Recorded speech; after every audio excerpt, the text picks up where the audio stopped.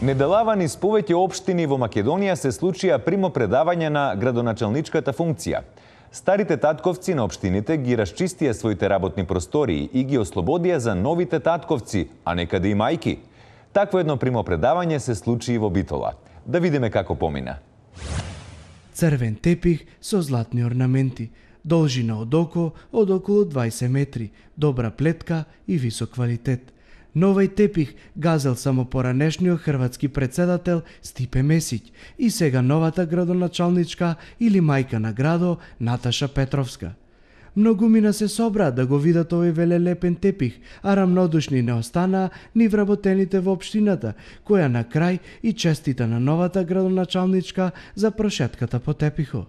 Како што вели преданието, овај тепих има и магични својства, затоа што со него после 12 години одлета и градоначалнико Владимир Талески.